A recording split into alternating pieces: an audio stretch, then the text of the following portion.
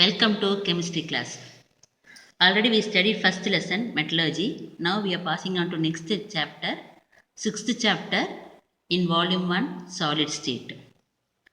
You know already that matter it can exist in three different physical states: solid, liquid and gas. Here in solid the atoms or molecules or ions they are arranged closely. In liquid state the atoms or molecules are loosely packed, and in gaseous state it is very loosely packed. Here and there the atoms and molecules are present. In solid state the atoms or molecules or ions they are tightly held in ordered arrangement, and there may be many types of solids. Example we can say diamond, even salt, plastic. So they find different application in our life. So to relate the structure of solids and the properties, it is very useful to learn. And in this chapter, we are going to study about the characteristics of solids, classification, structure and the properties. Now, we are going to study about the general characteristics of solids. Here, in solid state, the molecules, atoms or ions, constituents, they are held together by strong force of attraction. And the characteristics are solids, they have definite volume and they possess definite shape. And solids are rigid and incompressible. They have strong cohesive force. They have short interatomic, interionic or intermolecular forces. Their constituents, nothing but atoms or ions or molecules, they have fixed positions and they can oscillate about the mean position. These are the characteristics of solids. Now we are going to learn about the classification of solids.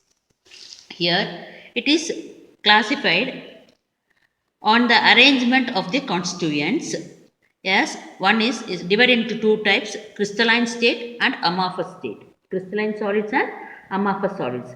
Let us study about crystalline solids first. Here the word crystallos, it is a Greek word, meaning is clear eyes. So this was applied to transparent quartz stones, and the solids may flat, it is symmetrical, they may have symmetrically arranged faces.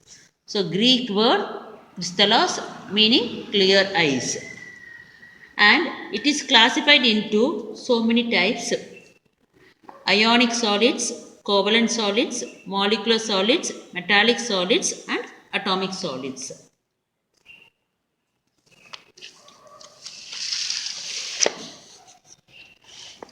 Now in crystalline solids, here the constituents such as atoms, ions or molecules, they are orderly arranged and they extend over a long range. That means entire solids, the entire solid, its constituents are arranged in a regular pattern.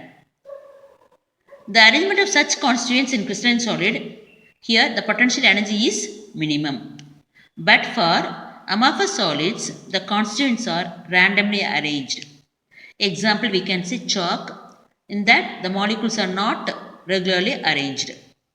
And difference between crystalline solids and amorphous solids: long range orderly arrangement of constituents, but amorphous solids they have short range random arrangement of constituents. Short range means the regular pattern of arrangement of atoms is only very short, but here in long range means the entire solid, entire crystalline solid, it is made up of arrangement of atoms is regular. And here crystalline solids they have definite shape, but amorphous solids they have irregular shape. Here generally crystalline solids are anisotropic in nature. Here they are isotropic like liquids. Here crystalline solids are called as true solids. Here it is considered as pseudo-solids or supercooled liquids. It possesses definite heat of fusion, but here heat of fusion is not definite. And crystalline solids have sharp melting points. Here amorphous solids generally soften over a range of temperature and so can be molded. So examples of crystalline solids are sodium chloride, diamond, etc. And examples of amorphous solids is rubber, plastics, glass, etc. Meant by isotropy and anisotropy. Here, isotropy means uniformity in all directions. That is, they have identical values of same values of physical properties like refractive index, electrical conductance, etc. Here what happens, if you look at this direction as well as this direction, the atoms or molecules are randomly packed. It consists of different types of ions or atoms or molecules. Here, anisotropy is nothing but the property depends on the direction of measurement. Here, if you look at this, in this direction, one type of atoms, and here another type of atoms. Here alternatively it is atoms are packed. So the physical properties differ. That is that means anisotropy. Here anisotropy means they have different values of physical properties along different directions. Here isotropy means same value of physical properties in all directions. This is the difference between isotropy and anisotropy.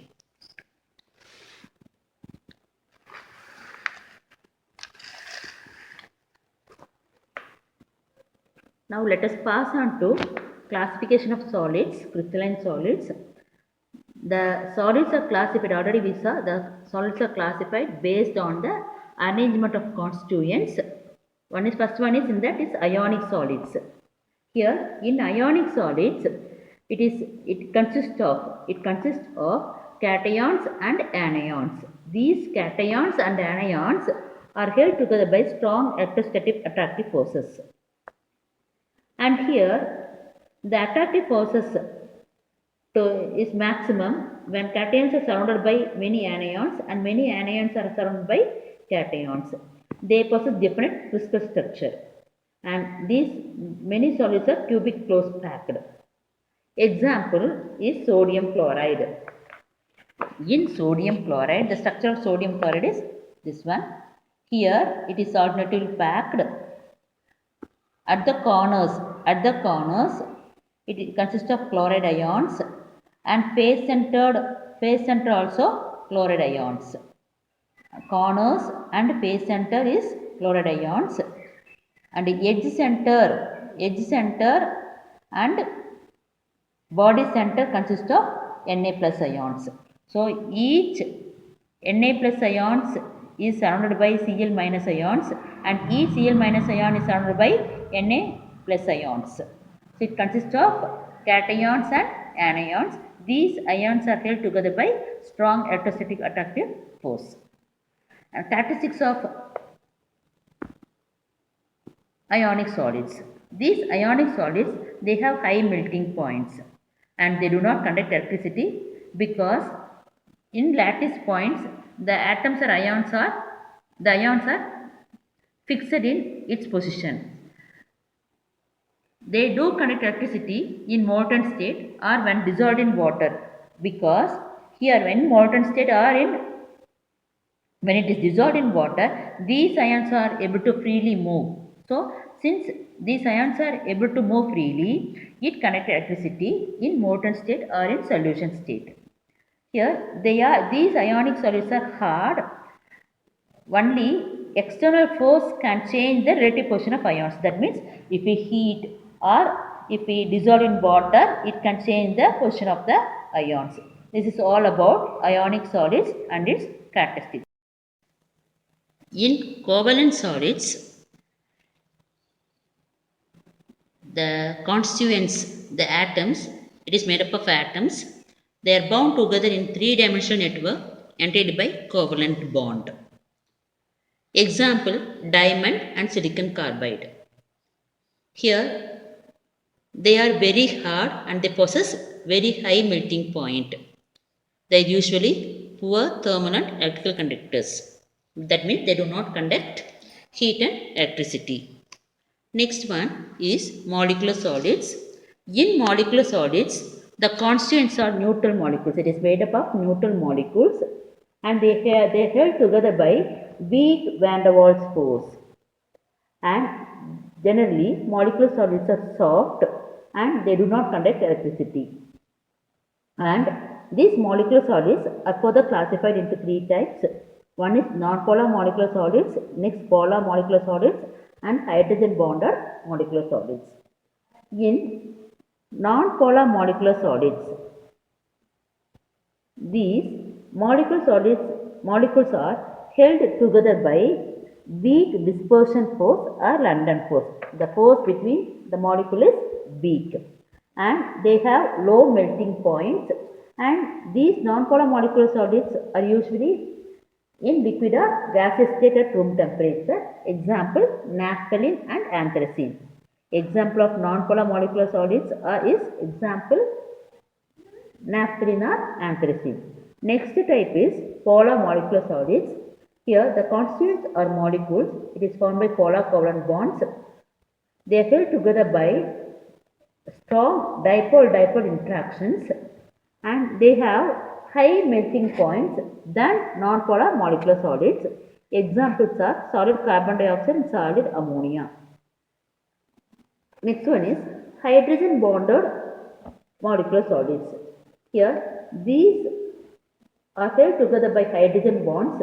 They are generally soft at room temperature and example is solid ice, glucose, urea, etc.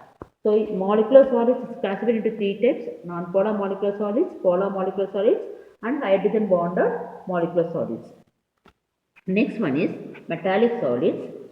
Here in metallic solids, the lattice points are occupied by positive metal ions and it is surrounded by a cloud of electrons in space or vice versa also. So they are hard, they possess high melting point and they possess excellent thermal and electrical conductivity and they have bright luster. Luster means shining appearance. Metals belonging to this type are copper, iron, zinc, silver, gold, copper, zinc alloy. These are the examples of metallic solids. And the last one is atomic solids. In atomic solids, it is made up of atoms. Example, frozen element of group 18. It belongs to atomic solids. These are the classification of solids. Let's pass on to next, crystal lattice and unit cell. So what is meant by crystal lattice? You know already that a crystal is made up of atoms, ions or molecules in three-dimensional pattern. Here the regular arrangement of atoms, molecules or ions throughout the crystal is called as crystal lattice. Here the basic repeating structural unit of a crystalline solid is called as unit cell.